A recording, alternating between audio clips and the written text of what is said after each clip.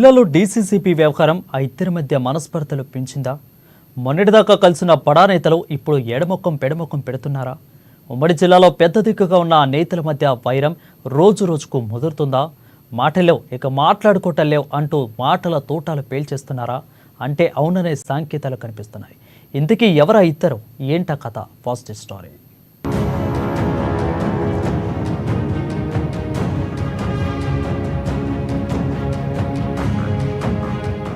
Nizamabad DCCB వ్యవహారం ఉమ్మడి జిల్లాలోని బడా నేతల మధ్య చిచ్చు పెట్టింది.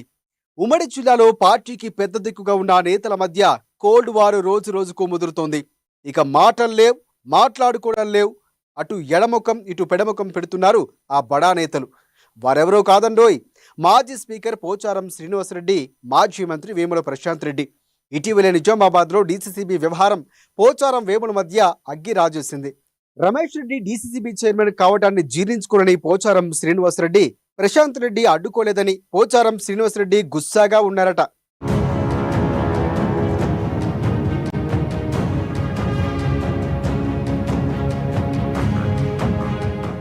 మనస్పర్ధలు వస్తున్న నేతలు బీఆర్ఎస్ అధినేత కేసీఆర్ కు దగ్గర అత్యంత ఆప్తులు.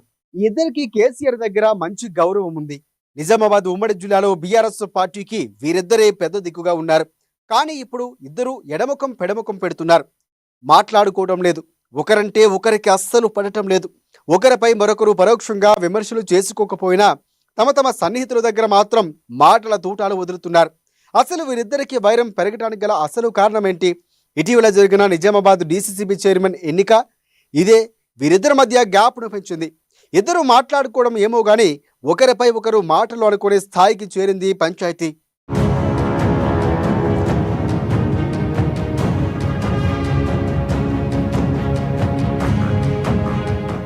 గత అసెంబ్లీ ఎన్నికల తర్వాత ఉమ్మడి నిజామాబాద్ జిల్లాలో రాజకీయ పరిస్థితులు తారుమారయ్యాయి. ఇంతకు ముందు నిజామాబాద్ డీసీసీబీ చైర్మన్ గా కొనసాగిన స్పీకర్ తనయుడు పోచారం భాస్కర్ రెడ్డిపై అవిశ్వాస తీర్మానం పెట్టింది పాలకవర్గం. చివరకు భాస్కర్ రెడ్డిపై అవిశ్వాస తీర్మానం నెగ్గడంతో చైర్మన్ పదవి నుంచి వైదొలిగారు పోచారం భాస్కర్ రెడ్డి. దీంతో స్పీకర్ పోచారం శ్రీనివాసరెడ్డి అలక పాన్పు వహించారు. అంతేకాదండో BRS leader DCCB vice chairman గా ఉన్న కుంట రమేష్ రెడ్డి మాజీ మంత్రి వేముల ప్రశాంత్ రెడ్డికి అత్యంత ఆప్తుడు. అధికారంలో ఉన్నప్పుడు దగ్గర నుండి అన్ని పనులు చక్కదిద్దుకున్నాడు. ప్రభుత్వం మారగానే తన సోదరుడైన మాజీ మంత్రి సుదర్శన్ రెడ్డి ద్వారా డీసీసీబీ పదవిపై కన్నేశాడు. అప్పటి వరకు చైర్మన్గా ఉన్న భాస్కర్ రెడ్డి కుర్చీ అమాంతం లాగేసుకున్నాడు రమేష్ రెడ్డి. ఆ తరువాత రాజకీయ పరిణామాలు శరవేగంగా మారాయి. పోచారం శ్రీనివాసరెడ్డితో పాటు అతని కుమారుడు పోచారం భాస్కర్ రెడ్డి వేముల ప్రశాంత్ రెడ్డిపై ఒంటికాలిపై లేస్తున్నాడు. దీనంతటికీ కారణం ప్రశాంత్ రెడ్డి అని బాహాటంగానే విమర్శలు చేస్తున్నారు. రమేష్ రెడ్డిని ఎగదోసింది కూడా ప్రశాంత్ రెడ్డి అని టాక్ వినిపిస్తోంది. తను అడ్డు చెప్పకపోవడం, పార్టీ నుంచి సస్పెండ్ చేయకపోవడం తదితర కారణాలను ఉదాహరణగా చెబుతున్నారు తండ్రి కొడుకులు.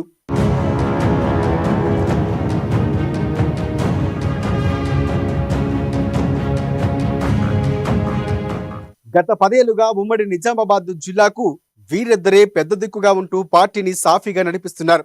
పైగా మొన్న జరిగిన అసెంబ్లీ ఎన్నికల్లో ఉమ్మడి నిజామాబాద్ జిల్లా నుంచి కూడా వీరిద్దరే గెలిచారు. ఇక అసెంబ్లీ ఎన్నికల తరువాత నిజామాబాద్ జిల్లాలో బీఆర్ఎస్ పరిస్థితి పూర్తిగా మారిపోయింది. నిజామాబాద్ జిల్లాతో పాటు కామారెడ్డి జిల్లాలో కూడా చాలా మంది నేతలు కాంగ్రెస్లోకి వెళ్ళిపోయారు.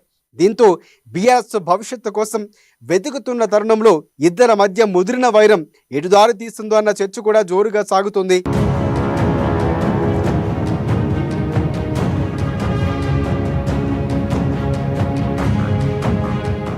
ఉమ్మడి నిజామాబాద్ లో ఇద్దరు కీలక నేతలు కావటం, ఆ ఇద్దరి మధ్య సఖ్యత లేకపోవడంతో పార్టీ కేడర్ దెబ్బతినే ప్రమాదం ఉందని ఆ పార్టీ నేతలు భావిస్తున్నారు. ఇద్దరు బడా నేతల వైరం తారాస్థాయికి చేరడంతో ఉమ్మడి జిల్లాలో బీఆర్ఎస్ పార్టీ శ్రేణులు ఆందోళన చెందుతున్నారు. ఇంతకు ముందు ఉమ్మడి జిల్లాలో ఏ సమస్య వచ్చినా ఎమ్మెల్సీ కల్వకుంట్ల కవిత కల్పించుకొని పరిస్థితులు చక్కదిద్దేది. నేతల మధ్య వైరం తెగదెంపులు చేసేది. అనూహ్య పరిణామాల మధ్య కవిత ఢిల్లీ లిక్కర్ స్కామ్ లో ఆరోపణలు ఎదుర్కొని తీహార్ జైల్లో ఊచలు లెక్కేస్తుంది. ఈ నేపథ్యంలో పార్టీ అధినాయకుడు మాజీ సీఎం కేటీఆర్ ఇద్దరు కవిత కోసం ఆరాటపడుతూ వారు బిజీగా ఉన్నారు. ఇక ఉమ్మడి నిజామాబాద్ జిల్లా రాజకీయ పరిస్థితులు పట్టించుకునే వారే కరువయ్యారు. ఈ క్రమంలో ఉమ్మడి నిజామాబాద్ జిల్లాలోని ఇద్దరు కీలక నేతల మధ్య నెలకొన్న కోల్డ్ వార్ ఎటువైపు దారి తీస్తుందో అని ఉమ్మడి జిల్లా పార్టీ కేడర్లో నిశ్చేజం ఆవరించింది. పార్లమెంట్ ఎన్నికల వేళ ఇద్దరి మధ్య సఖ్యత లోపించారు. అంత మంచిది కాదనే వాదనలు కూడా సర్వత్రా ఇప్పుడు వినిపిస్తున్నాయి.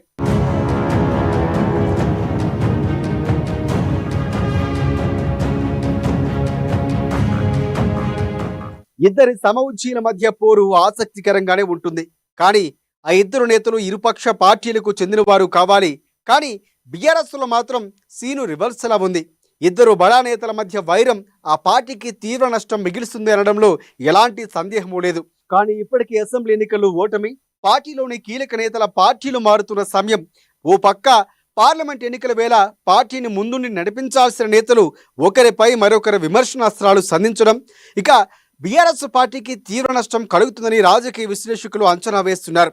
చూడాలి మరి రాబోయే రోజుల్లో వీరి వైఖరి పార్టీకి ఎంత నష్టం కలుగుతుందో చూడాలి.